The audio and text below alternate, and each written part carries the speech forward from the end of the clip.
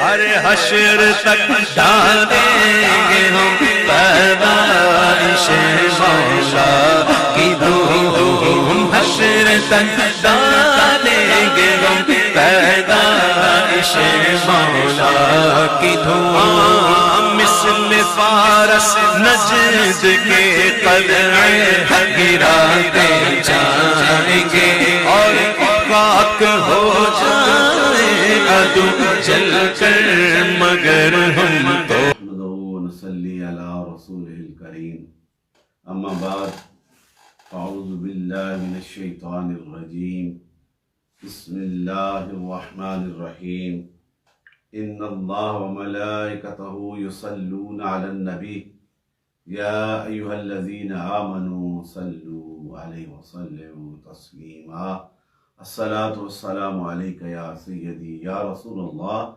وعلی آلک واصحابک یا سیدی یا حبیب اللہ۔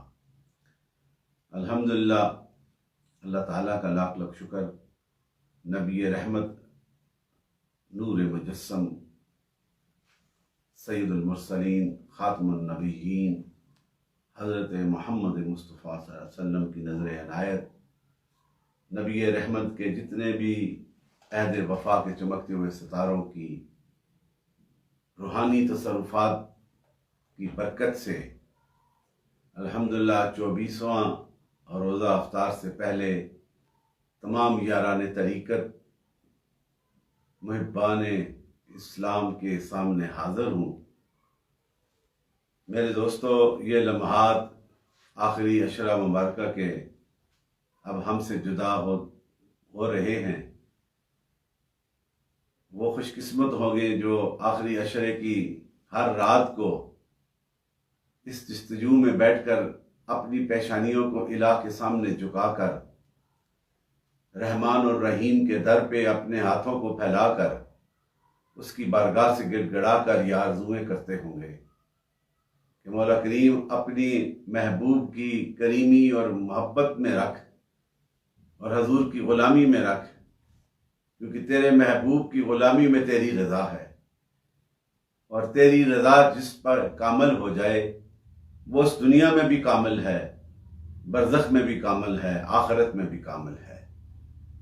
تو جسے لیلۃ القدر کی رات نصیب ہو جائے اور اتنے اعلیٰ مقام والے فرشتے جو زمین پہ اترتے ہیں اور فرشتوں کے سردار سیدنا جبریل آتے ہیں، اگر وہ اس کے پہلو میں آ کر کھڑے ہو جائیں، اگر وہ سجدے کی حالت میں ہے تو اس کے ساتھ ہوں، اگر وہ رکوع کی حالت میں ہے تو اس کے ساتھ ہوں، اگر وہ قیام کی حالت میں ہے تو اس کے ساتھ ہوں، اگر اس کی زبان سے ذکر خدا بلند ہو رہا ہے تو اس کے ساتھ ہوں، ذکر مصطفیٰ کریم کی صدائیں بلند کر رہا ہو، اللہ کی بارگاہ میں گڑ گڑا کے رو رہا ہو، وہ کتنا خوش قسمت ہوگا کہ جس کی معیت میں اس رات کو اترنے والے فرشتے، علیین سے آنے والے، میرے اللہ کے قریب قریب رہنے والے، اللہ تعالیٰ کے عرش کے نزدیک رہنے والے، وہ قریب آئیں تو اسے کتنا بڑا انعام ہوگا۔ یہ سارے انعام حضور آقا مدنی تاجدار کی غلامی کے صدقے سے ہیں، حضور سے وفا کرنے کے صدقے سے ہیں، اور ان عہد وفا جس نے جس دور میں کیا، اس حال میں جب کیا، مستیوں کے ساتھ کیا، ایمان کے ساتھ کیا، نبی رحمت کا سچا غلام بن گیا، چاہے وہ اس صدی کا ہو یا جنہوں نے سر کی آنکھوں سے حضور کی وفاداری کی ہے، انہوں نے وفا کا حق ادا کیا ہے، وہ تو ہے ہی اعلیٰ شانوں والے۔ وہ حضور کی نور والی زبان سے کئی صحابہ جنہیں عشرہ مبشرہ کہتے ہو، ان کے لیے تو کہہ دیا کہ زمین پہ چلتے پھرتے جنتی ہیں، وہ قطعی جنتی بن گئے۔ یہ کتنا کرم ہے اس آقا کی غلامی اور اس آقا کی وفاداری کا۔ تو آج اسی وفادار، اسی وفا کرنے والے جنہوں نے عہد وفا کیا، ان میں آج میں جن کا تذکرہ اس مختصر سے وقت میں اتنا احاطہ تو نہیں کر سکتا، لیکن اجمالاً طور پہ اتنا ضرور بیان کرنے کی کوشش کروں گا تاکہ میرے دیکھنے والے، سننے والے، مولا کریم کسی ایک کے دل پہ یہ محبت اجاگر ہو گئی تو پھر میرا مقصد پورا ہو جائے گا۔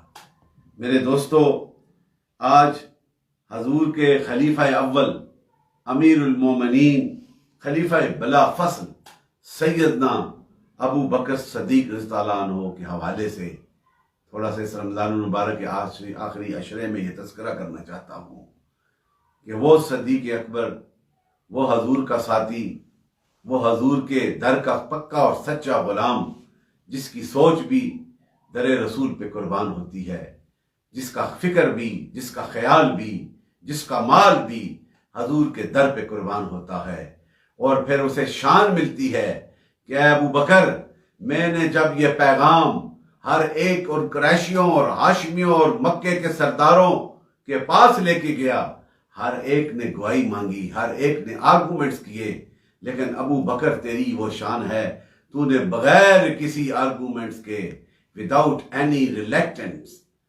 میرے در پہ سر کو جھکا دیا اور اس دین کو سینے سے لگا لیا۔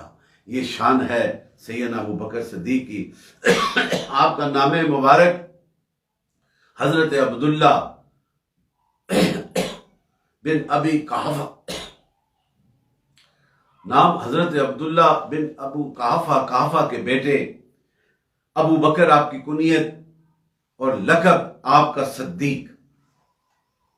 خاندان بنو تمیم، یہ قریش کے خاندان کی ایک شان ہے، بنو تمیم سے آپ کا تعلق، اور پھر کچھ واسطوں کے ساتھ مرہ پہ جا کے آپ کا نسب حضور کے ساتھ مل جاتا ہے، کیونکہ سارے قریش ہیں، مختلف ٹرائبز کے، ان کے سب ٹرائبز میں تقسیم ہو کے پھر بھی آخر میں جا کر جہاں جہاں حضور کا تعلق ہوتا ہے وہاں تک آپ کا بھی نسب مرہ کے ساتھ پہنچ کے آپ کا حضور کے ساتھ مل جاتا ہے۔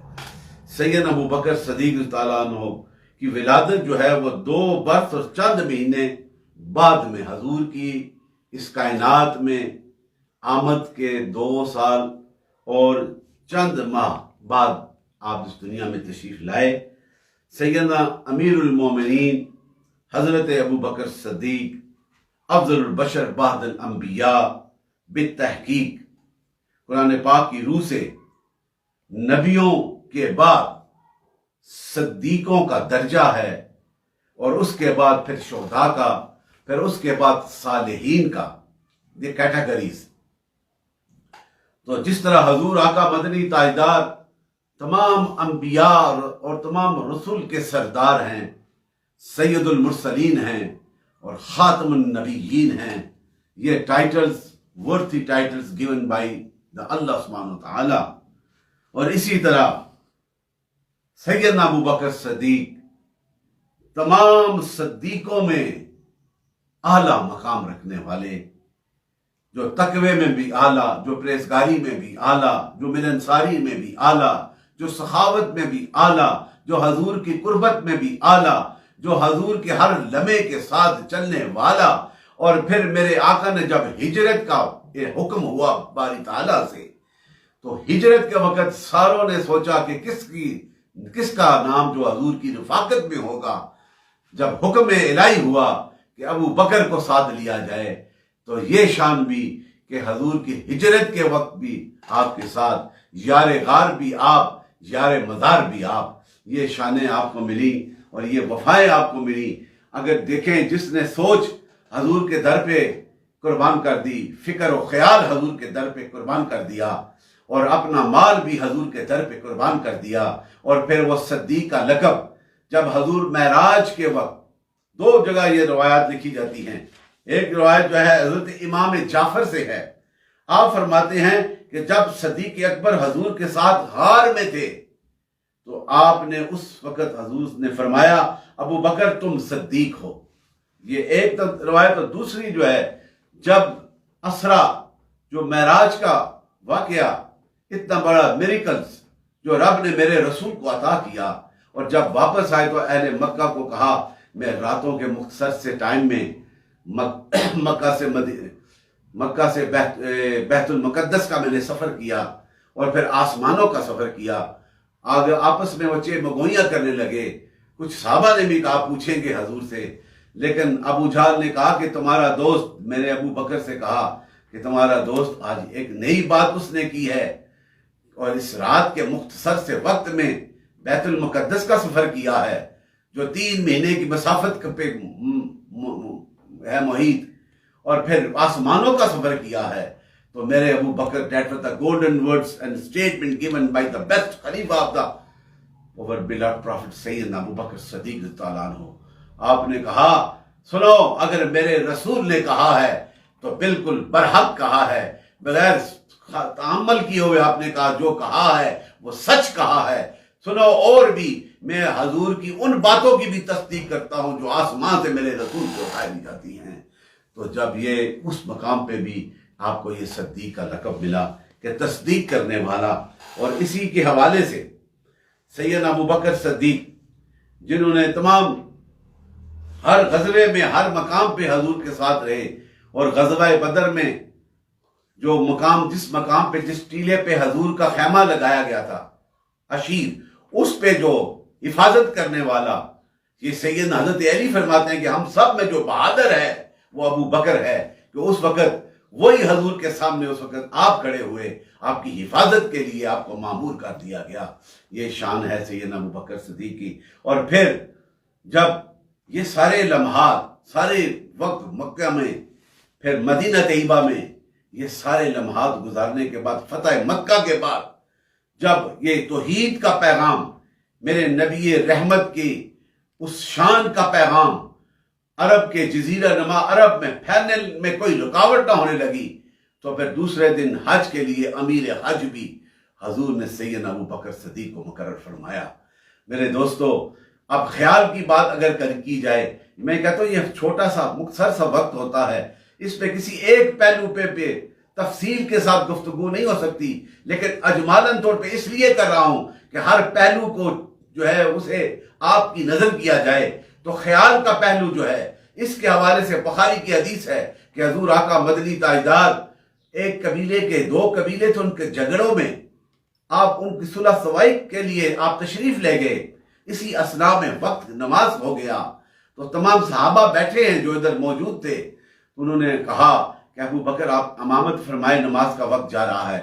آپ مصلی رسول پہ کھڑے ہو گئے اور آپ نے نماز پڑھانی شروع کر دی. اسی اثناء میں حضور آقا مدنی تاجدار نور مجسم کائنات کے والی سید المرسلین خاتم النبیین وما صلک الا رحمت العالمین کی آمد ہوتی ہے. آپ صفوں کو چیر کر پہلی صف میں چلے جاتے ہیں. یہ بھی اختیار میرے رسول کو ہے.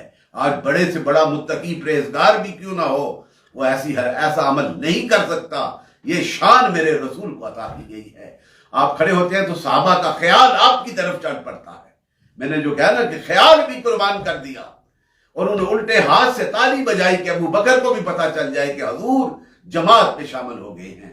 اور حضور, آپ نے جب آواز سنی, دیکھا تو حضور صف میں کھڑے ہیں. آپ مسلے سے پیچھے آنے شروع ہو گئے. اب حضور کا خیال آ گیا, نماز جاری ہے. میرے دوستو, یہ عشق کی باتیں ہیں, یہ وفا والوں کی باتیں ہیں, ایمان والوں کی باتیں ہیں. آپ مسلے سے پیچھے ہوتے ہیں, میرا کملی والا اپنے نور والے ہاتھوں سے انہیں وہاں پہ کھڑے ہونے کے لیے حکم دیتا ہے. لیکن اس سے 2 چیزیں نکلتی ہیں, ایک تو خیال بھی آ گیا, دوسرا ادب بھی آ گیا. آپ جو ہے اپنے ہاتھوں کو بلند کر کے اللہ کی بارگاہ میں ہاتھ اٹھا کے دعا کرتے ہیں کہ اے میرے مالک, تیرے محبوب نے مجھے بھی پسند کر لیا ہے. پھر ادب سامنے آ جاتا ہے, آپ صف میں آ جاتے ہیں اور حضور آگے چلے جاتے ہیں. نماز جاری ہے. جب نماز مکمل ہو گئی, نماز کے بعد حضور نے بلایا, ابو بکر, میں نے جو کہہ دیا تھا پھر کون سی چیز مانے آ گئی, تو پیچھے آ گیا. تو ابو بکر کے یہ الفاظ, it is a golden message and statement for the guidance of the lovers of the Islam. آپ کہتے ہیں یا رسول اللہ صلی اللہ علیہ وسلم کہ ابو قحافہ کا بیٹا اس لائق نہیں کہ 2 جہانوں کا والی, میرے رب کا محبوب نبی سب میں ہو اور وہ آگے کھڑا ہو. میں اس لیے پیچھے آ گیا. یہ وہ ادب تھا, یہ وہ مقام تھا کہ خیال بھی حضور پہ قربان ہے, اور ادب کو سراپا ادب بن لیا, نماز کی حالت میں بھی حضور کی طرف. تو میرے دوستو, یہ خیال کا تذکرہ ہے. مال کا تذکرہ بھی کریں تو مال کے وقت ساروں نے دیکھا کتنا سخی ہے ابو بکر, اتنا کمال والا کہ ہر حضور کی آواز پہ لبیک کہنے والا.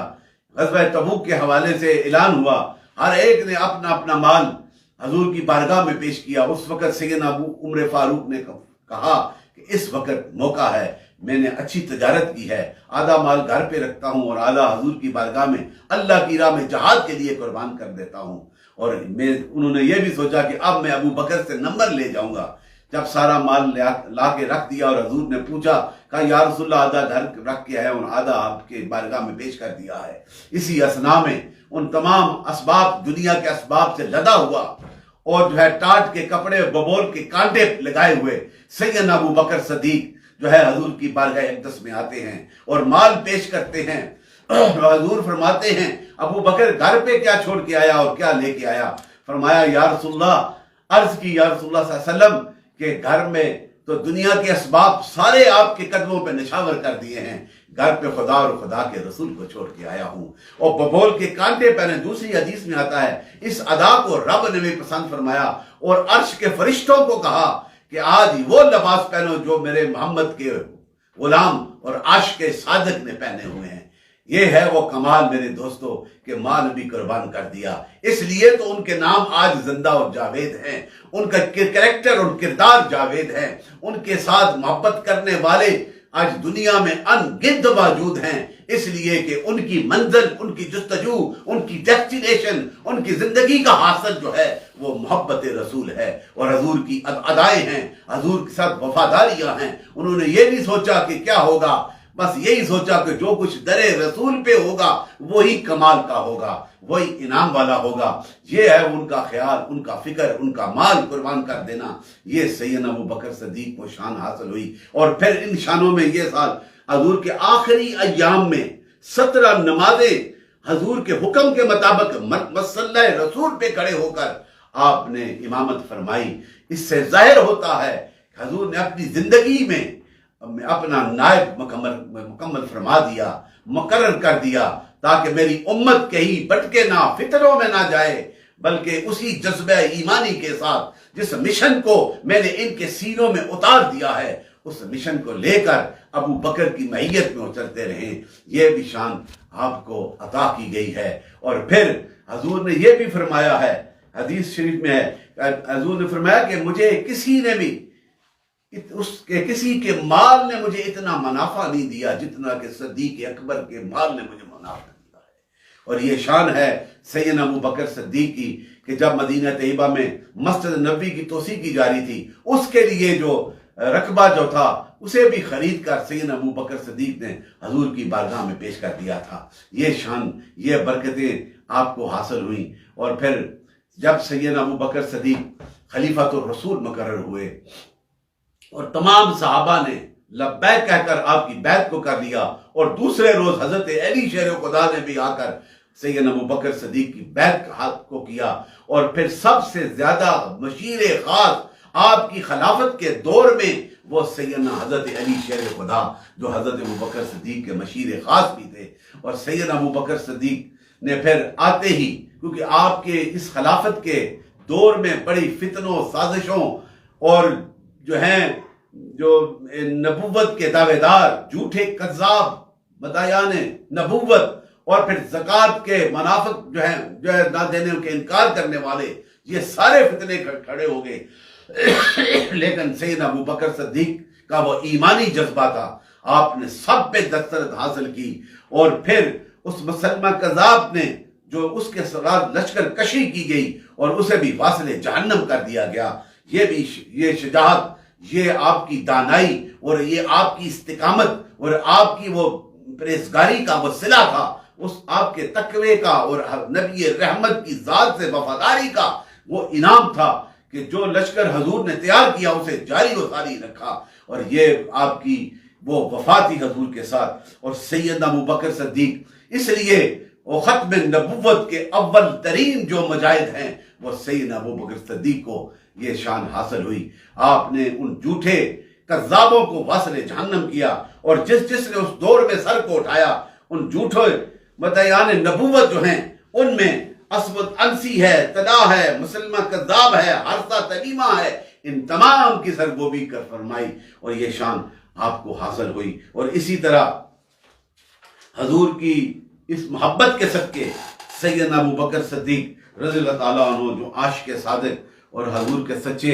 انہوں نے 2 سال یا کچھ ماہ خلافت کا سلسلہ یہ جاری رکھا. پھر آپ کا وصال ہوا، اور وصال کے بعد آپ نے وصال کے وقت آپ نے یہ وصیت فرمائی تھی آخری ایام میں جب بیماری کا عالم تھا.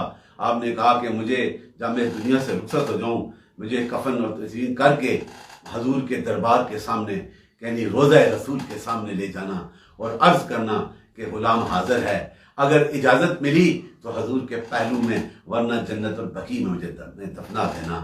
اور اسی طرح حکم کے مطابق آپ کی وصیت کے مطابق آپ کو تیار کر کے کفن کر کے سارے صحابہ کی معیت میں در رسول پہ روضہ رسول پہ پہنچا دیا گیا.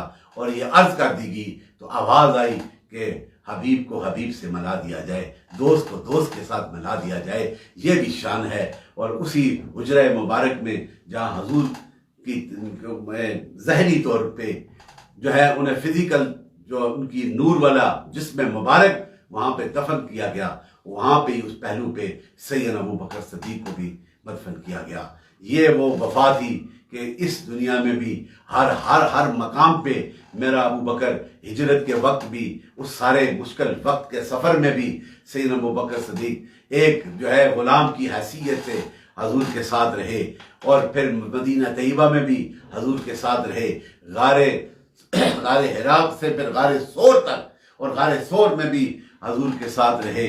اور مکے کی ہر جگہ پہ، ہر مشکل مقام پہ جس وقت یہ حق کا نعرہ حضور نے بلند کیا، اس وقت بھی استقامت کے ساتھ، جذبہ ایمانی کے ساتھ حضور کے ساتھ رہے. اور پھر یہ انعام ملا کہ مزار میں بھی حضور نے اپنے ساتھ بلا لیا. یہ شان ہے. اسی طرح سیدنا عمر فاروق کا بھی یہی مقام ہے، یہی وہ شانیں ہیں. اسی طرح سیدنا حضرت عثمان غنی کی یہ شان ہے، انہوں نے ہر چیز حضور کے در پہ قربان کی. اور یہ بھی تاریخ میں آتا ہے کہ 2 بار اپنا سارا مال سیدنا ابو بکر صدیق نے اسلام کی عظمت کے لیے در رسول پہ قربان کر دیا تھا. یہ شانیں تھیں. میرے دوستو، آپ کا وصال 22 جمادی الاخر میں آپ کا وصال ہوتا ہے، اور عمر پاک 63 برس کی بتائی جاتی ہے آپ کی عمر پاک تھی. مولا کریم ہمیں اس عاشق رسول کی اس ادا کو اپنانے کی توفیق عطا فرمائے جنہوں نے اپنی زندگی کے سارے لمحات 38 سال کی عمر میں جب ایمان لائے اور پھر آخری سانس تک جو ہے حضور کے غلام بنے رہے، دین حق کی پرچار کے لیے حضور کے ساتھ شانہ بشانہ چلنے والے ثانی حسنین بن گئے. غار میں یہ قرآن میں تذکرہ ہوتا ہے، یہ شانیں ملی. ابو بکر صدیق کو بلا فصل خلیفہ بنایا گیا، جو ہے امامت کرنے والا.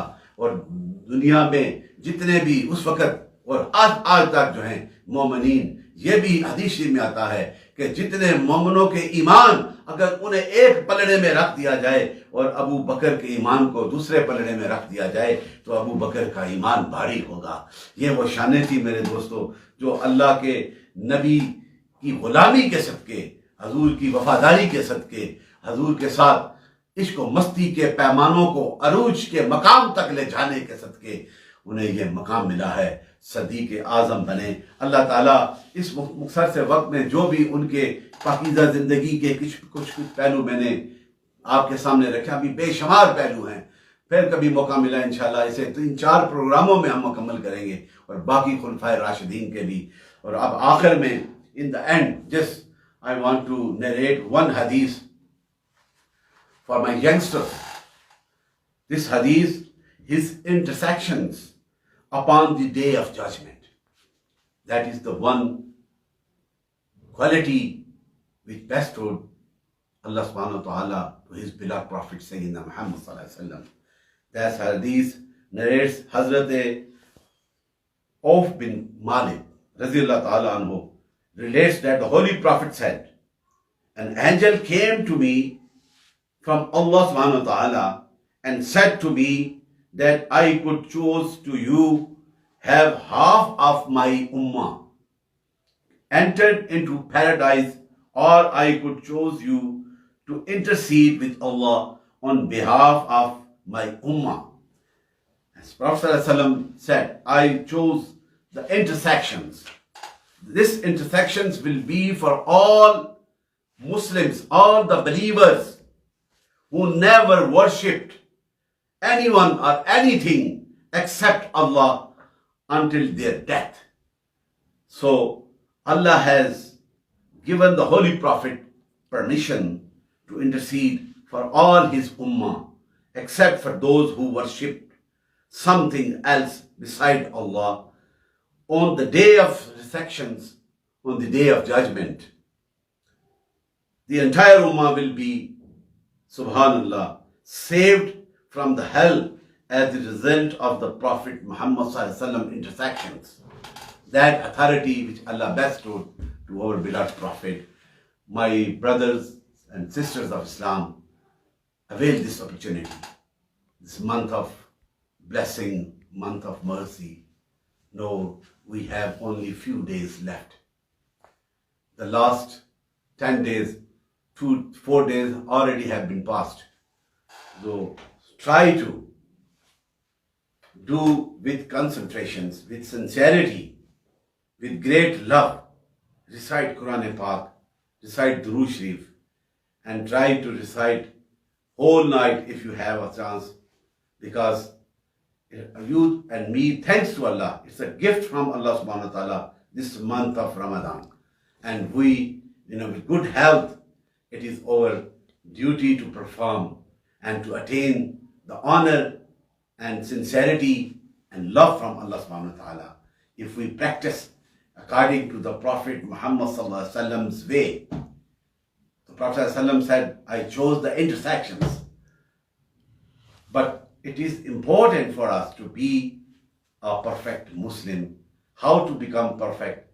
By adopting the instructions which is given by the Prophet Muhammad sallallahu alaihi wasallam and by the guidance of the last divine book, Al-Quran. Please try to decide and understand the meaning of this divine, this glory book, which will help for us in our life. It will help us to make our life more prosperous, more happiness and peaceful. I'm very thankful to all the lovers of Islam who try to watch these programs. May Allah give our sins and may Allah forgive our past sins and forgive us. May Allah give us more strength and more power and more spirit to practice according to Allah's will. Inshallah, those who practice, they are successful. Ulaika humul muflihun. Assalamu alaikum. ان کی بات پھیلانا صدقہ جاریہ ہے. ثواب کی نیت سے ویڈیو کو شیئر ضرور کیجیے. جزاک اللہ.